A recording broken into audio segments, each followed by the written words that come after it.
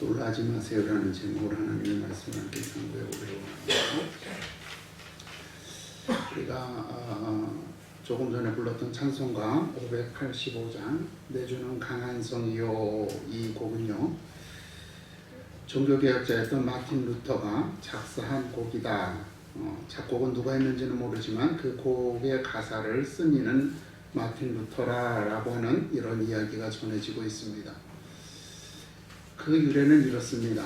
그가 이제 비텐베르크 교회의 그 문에다가 95개조 반박문을 게시를 한 이후에 그 로마 카톨릭 교회는 이 마틴 루터를 이단으로 정죄하게 됩니다. 그리고 그를 처벌하기 위해서 종교재판인 그 보름스 회의라고 하는 그 보름스라고 하는 지역에서 종교재판을 열고 마틴 루터더러 거기에 참석하라고 명령을 내리지요. 이미 자신을 이단으로 정죄했다라고 하는 것을 알고 있고, 당시 중세시대에 이단으로 정죄되면 어떠한 형벌이 있을 것을 모든 사람들이 다 알고 있었습니다. 그렇기 때문에 그 루터를 따르고 루터와 함께했던 수많은 사람들은 루터에게 그 회의에 참석하지 말라고 그렇게 당부했습니다. 그를 만류하고 그가 가지 못하도록 최선을 다해서 그를 저지했습니다. 그렇게 시간이 흘러서 이제 회의가 열리기 전날에 이르렀습니다. 그날 밤 루터는 그곳에 참석해야 될지 안 해야 될지 심히 갈등하면서 묵상을 하던 중 시편 46편 1절을 보면서 용기를 얻었다 그럽니다. 그리고 이 곡을 작성했습니다. 내주는 강한 성이요 나의 방패와 힘이 되시니. 바로 이 곡을 작성을 하고 그는 그 다음날 아침 그 자신을 만류하는 자신과 함께 했던 사람들에게 이 곡을 전해주면서 말을 타고 그 보름소에 참석하기 위해서 떠났다라고 합니다. 참 눈앞에 어떠한 결과가 올지 뻔히 아는데도 불구하고 그는 그 보름소에 참석합니다. 그래서 거기에서 많은 협박과 많은 회유를 당하죠. 그럼에도 불구하고 그는 자신의 신앙을 굽히지 않고 정말 하나님 앞에 바로 선 그 신앙을 고백하면서 그들에게 정말 참된 신앙을 증거했던 그러한 사실이 있다라고 기록을 하고 있습니다. 근데 사실은 루터뿐만이 이러한 삶을 사는 것은 아닙니다. 우리의 믿음의 수많은 선배들은 고난과 고통이 뻔히 보이는 상황에서도 그 길을 마다 않고 갔습니다.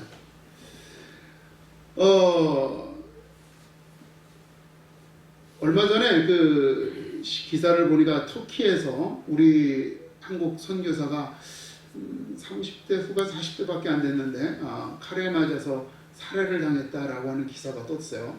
근데 그 현지 경찰들은 이게 이제 돈을 뺏으려고 이렇게 하다가 이제 했다라고 살인 사건이 됐다라고 이렇게 얘기를 하는데 그 현지의 이제 기독교인들에서는 뭐라 그러냐면 이거는 종교인 기독교인을 노리고 특별히 선교사를 노리고 실행된 암살 테러다라고 이렇게 이야기를 하고 있습니다. 왜냐하면 이미 그 지역에서 그러한 조짐들이 그 전부터 있었다라고 하는 거죠. 근데 사실 여러분 터키라고 하는 나라가 이슬람 국가거든요.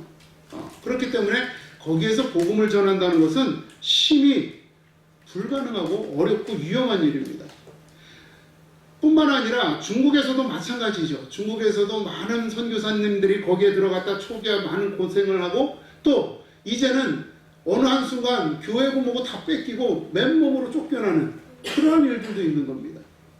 그런데 그 길이 당연히 그러한 일들이 있을 것이다라고 하는 것을 알면서도 선교사들은 그 일에 헌신하는 거죠. 내가 거기에 가면 자칫하면 죽을 수도 있다라고 하는 것. 내가 거기에 가면 잘못하면 내 모든 걸 다 빼앗기고 진짜 생명만 목숨만 간신히 건져서 올 수도 있다라고 하는 그러한 사실을 알면서도 그 길을 걷게 되는 것입니다. 이 땅에 있는 수많은 목회자들도 역시 마찬가지죠. 그들의 인생이 어떠할 것인지 그 삶이 어떠한 모습으로 끝나게 될 것인지 정말 요새는 이렇게 저희 이제 우리 선배님들을 이렇게 보면은 목사님들을 보면 은퇴하면서 많이 고생들을 하시는 분들을 보게 돼요.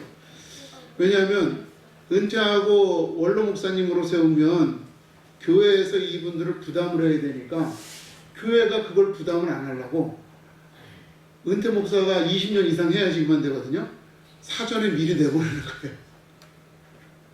이런 일들도 벌어지고 공동회의를 통해서 원로 목사를 추대를 해야 되는데 공동회의에서 혹은 당회에서 이렇게 거절을 하는 거죠. 그러면서 정말 그 막막한 생계를 걱정하시는 분들을 보게 됩니다. 또 큰 교회는 그나마 그 다행인데 작은 교회들도 그렇죠. 그래서 그분들이 그러면 이러한 상황을 몰랐느냐? 알고 하는 겁니다. 알고 하는 거예요. 왜 이들은 이렇게 고난과 고통이 뻔히 보이는 상황에서도 그 길을 마다하지 않고 걸어갈 수 있는가? 바로 그것은 예수님을 본받고자 하기 때문이다라고 하는 겁니다. 오늘 본문의 말씀은 예수님께서 십자가에 못 박히시기 전에 하셨던 기도의 일부분입니다. 주님께서는 자신이 겪게 될 일들을 이미 알고 계셨습니다. 오늘 본문 4절에 보니까 이렇게 말씀하세요. 아버지께서 내게 하라고 주신 일을 내가 이루어 아버지를 이 세상에서 영화롭게 하셨사오니. 그렇죠. 예수님께서는 이 땅에 오시기 이전에 당신이 무슨 일을 해야 할지 알고 오셨다는 겁니다. 그렇죠? 이 땅에 와서 사람들에게 고난을 받고 고통을 받고 결국은 사람들에게로부터 배신을 당하고 또 자신을 정말 철저하게 낮추어야 되면 한때는 자신을 왕으로 세우려고 했던 그 사람들이 돌아서자마자 곧바로 자신을 향하여 십자가에 못 박으라고 외칠 것이라는 것을 알고 계셨습니다. 또 채찍질에 맞으며 또 온갖 조롱과 수모를 겪게 될 것이고 끝내는 십자가에 못 박혀 죽임을 당하실 것을 알고 계셨습니다. 그럼에도 불구하고 주님은 그 하나님의 말씀에 순종하여 이 세상에 오셨다는 겁니다. 이것이 오늘 우리가 읽었던 4절의 말씀입니다. 내게 하라고 주신 일들을 내가 이루어 아버지를 세상에서 영화롭게 하였사오니. 이러한 예수님을 본받아서 우리 믿음의 선배들도 그러한 삶을 살았고 또 지금 우리와 함께하는 믿음의 동력자들도 그와 같은 삶을 살고 있는 것입니다. 세상에서 자신을 내려놓고 가장 힘들고 낮은 곳에 가서 복음을 전하고 그들과 함께 울고 웃고 아파하는 것입니다. 장차 일어날 그 일들에 대하여서 때로는 두렵고 때로는 걱정되고 겁이 나면서도 불구하고 그 길을 가고 있는 것이죠. 사도 바울은 이렇게 말합니다. 내가 그리스도를 본받은 자가 된 것 같이 너희는 나를 본받는 자가 되라. 바울도 그리스도를 본받아서 정말 힘들고 어려운 그 복음 전도자로서의 삶을 살았습니다. 예수님께서 머리 둘 곳이 없었다고 말씀하신 것처럼 바울 역시도 어느 한 곳에 안주하여 평안한 삶을 살지 못했습니다. 그리고 그는 수없이 많은 살해의 위협과 수없이 많은 고문을 당하면서 결국은 로마의 감옥에 갇혀서 마지막 생을 맞이할 수밖에 없었습니다. 그런 그가 그렇게 말합니다. 내가 그리스도를 본받은 것처럼 너희도 그리스도를 본받으라. 바울을 본받는 것은 곧 그리스도를 본받는 것입니다. 우리는 그리스도께서 이 땅에 이 세상에 오셔서 겪으셨던 모든 것에 동참해야지만 합니다. 많은 사람들이 예수 그리스도의 영광만을 소망을 합니다. 주님이 주실 은혜, 주님이 주실 복, 주님의 나라에서 얻게 될 평안, 위로, 이것만을 많은 분들이 바라고 거기에 동참하기를 기도하죠. 그런데 우리 주님께서는 우리들에게 그 영광뿐만이 아니라 주님의 그 비참하심에도 함께 동참하라고 권유하고 계신다라고 하는 겁니다. 우리가 영광에 참여하기 위해서는, 영광을 본받기 위해서는 그분의 비참함에 참여하는, 그분의 비참함을 또한 본받는 그러한 길을 걸어가야 하는 것입니다. 그 주님께서 걸어가셨던 그 고난의 길에 동참하는 자들이 되어야 될 때 우리도 역시 정말 소망 가운데 주님의 나라에 거하게 될 줄로 믿습니다. 그들은 또한 그 결과가 어떠할 것인지를 알았습니다. 비유를 하나 말씀을 드리면, 예전에 그런 얘기를 들은 적이 있어요. 다이어트를 하려고 하면 자기가 원하는 사이즈의 옷을 사서 걸어놓고 그 옷을 보라는 거예요. 왜냐하면 내가 정말 이 배고픈 거 참는 게 힘들잖아요. 그죠? 그 힘든데 그 힘든 걸 참아내고 나면 내가 저 옷을 입고 세상을 멋지게 활보할 수 있을 것이다. 그죠? 이 소망을 가지고 그 다이어트의 그 고통을 참아내라는 겁니다. 여러분, 우리 그리스도인들이 왜 이 고난과 고통, 예수 그리스도께서 걸어가셨던 그 고난과 고통에 함께 동참하며 그것을 참아낼 수 있느냐? 우리는 그 고난과 고통 후에 하나님 안에서 얻게 될 것이 무엇인지를 알고 있기 때문에 그렇다는 거죠. 사람들은 눈에 보이는 그 고난만을 바라봅니다. 그들은 당장의 고통에서 벗어나고자 하는 욕망 때문에 스스로 그 고통에서 벗어나려고 허둥지둥대고 있습니다. 그러나 그리스도인들은 그 고난과 고통 후에 얻게 될 열매가 무엇인지를 알고 있습니다. 우리 주님께서 본문에서 이렇게 말씀하십니다. 아버지를 이 세상에서 영화롭게 하였사오니 아버지여 창세전에 내가 아버지와 함께 가졌던 영화로서 지금도 아버지와 함께 나를 영화롭게 하옵소서. 예수님께서는 이 고난을 통하여 하나님 아버지가 영광을 받게 되고 또 당신도 그 안에서 영광을 받게 될 것이다 라고 하는 사실을 알고 계셨습니다.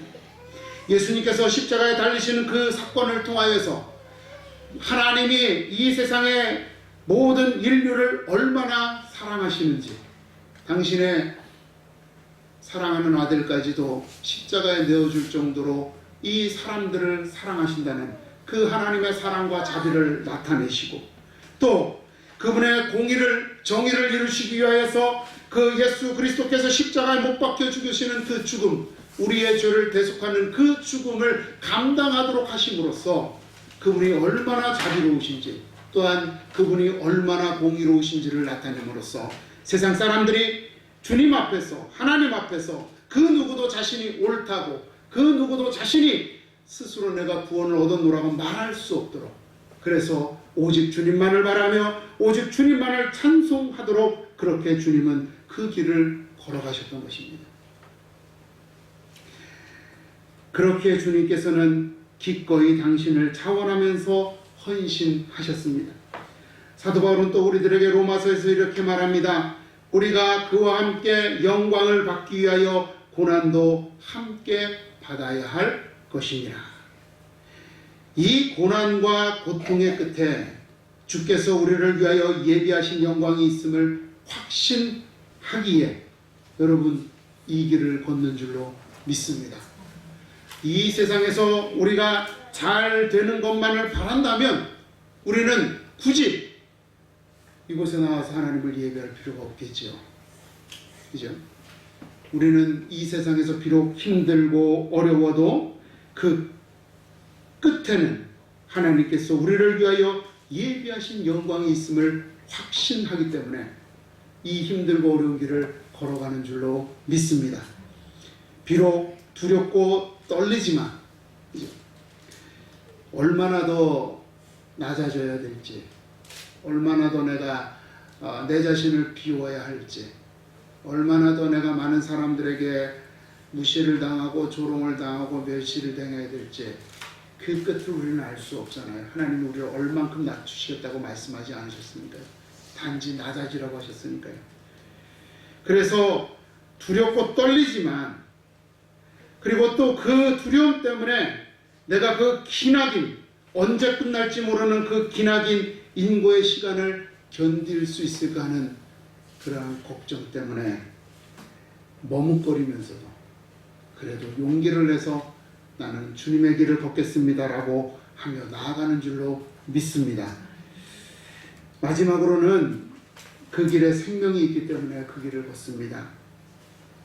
주님께서는 이렇게 말씀하셨어요.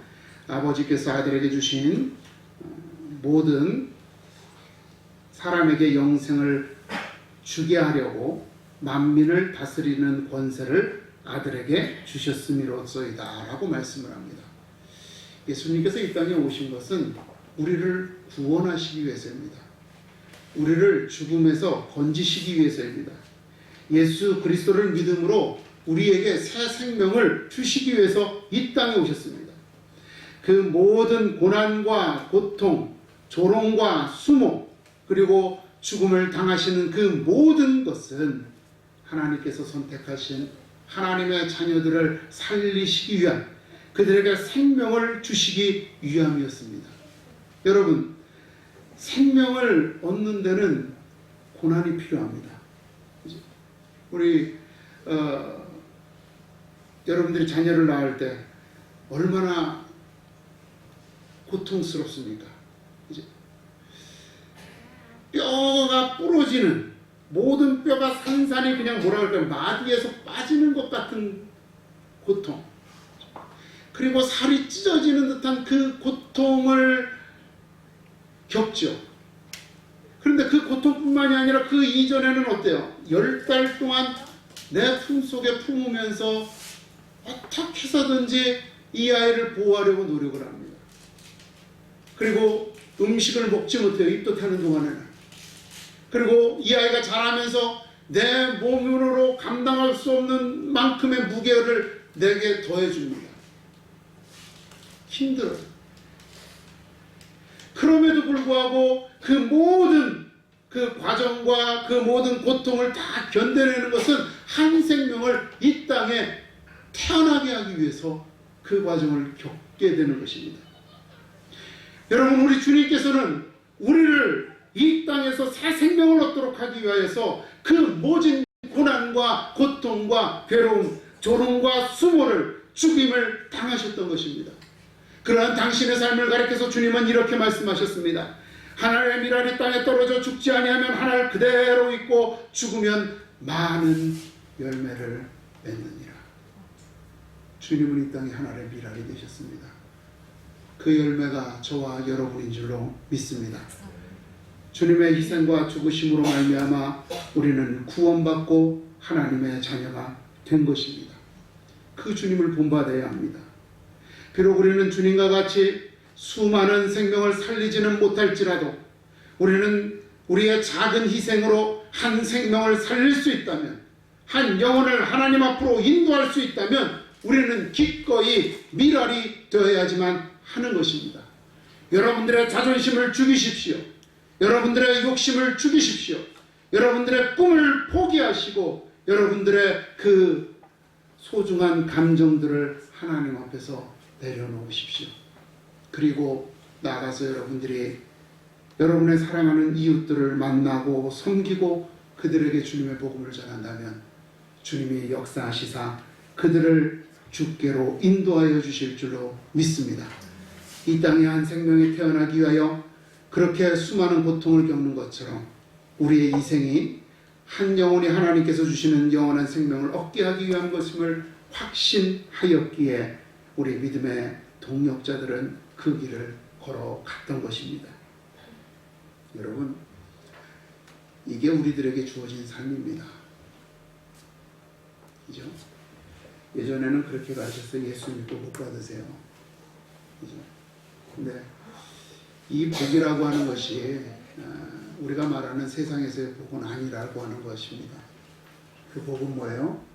우리 주님이 말씀하시죠. 내가 너에게 평안을 주노니 이것은 세상이 알 수 없는 평안이라고 했어요. 세상에 돈을 벌고 좋은 직장을 얻고 지위가 높아지고 함으로써 얻는 평안이 아니라는 겁니다. 그것과는 또 다른, 질이 다른, 급이 다른 평안이라는 겁니다. 이 평안을 우리들에게 주신다고 그랬습니다. 그것은 이 세상의 것으로 얻을 수 없는 것입니다. 그렇기 때문에 주님께서는 그것을 얻기 위하여 우리들에게 주님의 고난에 동참하라고 말씀하시는 거죠. 그러니까 여러분, 그리스도인의 삶은 힘들다는 건 이미 선포되어진 겁니다. 주님이 그래요. 세상이 너희를 미워하는 것은 너희를 미워하는 것이 아니라 나를 미워했기 때문이라고 그랬어요. 우리는 주님 때문에 세상으로부터 미움을 받게 되고, 우리는 주님 때문에 세상으로부터 무시를 당하게 되고, 우리는 주님 때문에 세상으로부터 어려움을 겪게 될 수밖에 없는 사람들이란 말입니다. 왜? 그게 주님이 우리들에게 주신 삶인 것이죠. 그 끝에 우리 주님께서 우리를 위하여 예비하신 하나님의 나라가 있다라고 하는 확신 속에서 우리는 그 길을 걸어가는 사람들인 것입니다. 그런데 여러분, 왜 놀라십니까? 왜 여러분들한테 어려운 일이 왔을 때 왜 예상하지 못했던 일인 것처럼 깜짝 놀라시고, 왜 이 삶을 내가, 이 고난을, 왜 내가 이 어려움을, 왜 내가 이 무시를 당해야 하느냐고 하나님 앞에 왜 호소하느냐 말입니다. 이미 우리들에게 하나님께서, 예수님께서 이미 말씀하신 건데, 그래서 그 길을 우리는 반드시 가고 있는 건데, 왜 여러분 우리는 주님 앞에 그렇게 이 나를 괴롭히는 이 모든 상황으로부터 벗어나게 해달라고 그렇게 말을 하고 기도하는 것입니다. 물론 힘들고 어렵지요. 저도 매 새벽마다 하나님 앞에 기도합니다. 힘들고 어렵습니다. 오늘 하루에 있을 일들이 두렵습니다. 그러나 하나님, 버틸 수 있게 해주십시오. 견딜 수 있게 해주십시오. 내가 포기하고 무너지고 쓰러지지 않고 끝까지 주님이 가셨던 그 길을 갈 수 있도록 주님 내게 힘이 되어 주십시오라고 기도하는 거예요. 여러분, 우리가 고난 속에서, 고통 속에서, 아픔 속에서 해야 될 기도는 여기로부터 벗어나게 해달라는 기도가 아니라 이것을 견딜 수 있도록 해달라고 기도해야 됩니다. 놀라지 마십시오. 그 길은 여러분들에게 이미 예상된 길입니다. 놀라지 마십시오. 주님은 그 길 속에서 여러분들과 함께 하실 것입니다. 여러분들을 그 길을 통과하게 하시고 여러분들에게 하나님의 그 평안과 위로를 주실 줄로 믿습니다. 그 길은 현실에서 어렵고 힘듭니다. 일생을 눈물로 지새워야 하는 길이기에 많은 사람들이 그 어려움만 보고 포기합니다. 그러나 그 길을 통과할 때 하나님께서 우리에게 약속하신, 주께서 우리를 위하여 예비하신 영원한 생명이 있음을 기억하고 우리는 그 길을 걸어가야 하는 것입니다. 생명으로 인도하는 문은 좁고 길이 협착하여 찾는 자가 적음이라. 여러분, 우리가 가는 이 길은 아무나 가는 길이 아닙니다. 그래서 소중한 길이에요. 그래서 우리에게 너무나도 감사한 길입니다. 오직 주님께서 함께 하시는 자들만이 이 길을 갈 수 있다라고 하는 것을 기억하시면서 소망과 확신과 기쁨으로 이 길을 나아가시기를 주님의 이름으로 축원을 드립니다.